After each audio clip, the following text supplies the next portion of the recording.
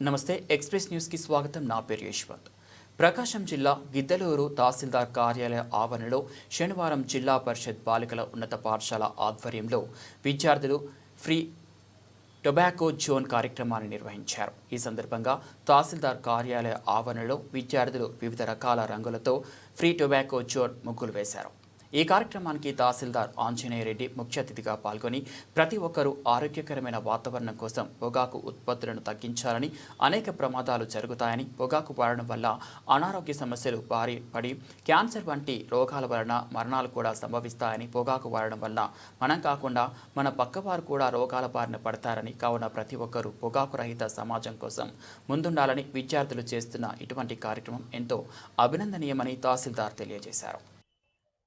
పొగాకు వల్ల జరిగే నష్టాలను ప్రజల్లో అవేర్నెస్ తీసుకురావడం కోసం టొబాకో ఫ్రీ జోన్ అనే కార్యక్రమాన్ని మన తహసీల్దార్ ఆఫీసు ప్రాంగణంలో ఏర్పాటు చేయడం జరిగింది. దీన్ని ప్రజల్లోకి విరివిగా తీసుకుపోయే ఉద్దేశంతో దీన్ని ప్రజల్లో అవేర్నెస్ తీసుకురావడం కోసం, పొగాకు వినియోగాన్ని తగ్గించడం కోసం ఈ కార్యక్రమం ఏర్పాటు చేయడం వల్ల ప్రజల్లో అవేర్నెస్ పెరిగి దాని నుండి వచ్చేటువంటి క్యాన్సర్ సంబంధిత రోగాలు, రకరకాల రోగాల బారి నుంచి ప్రజలను వాటి బారిన పడకుండా చూసుకోవడం కోసం, అవేర్నెస్ తీసుకోవడం కోసం ఈరోజు కార్యక్రమాన్ని నిర్వహించడం జరిగింది.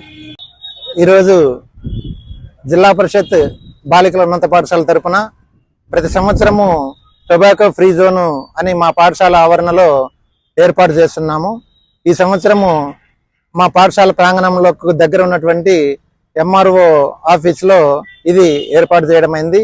ఇది ప్రజల్లో అవేర్నెస్ తీసుకురావడానికి, పొగాకు రహిత ప్రాంతంగా తయారు చేద్దామని చెప్పేసి మా పాఠశాల సిబ్బంది అంతా ఒక నిర్ణయానికి వచ్చేసి ఈ ఎంఆర్ఓ ఆఫీస్ ఆవరణలో ఈ పొగాకు ఫ్రీ జోన్ ఏర్పాటు చేయడమైంది.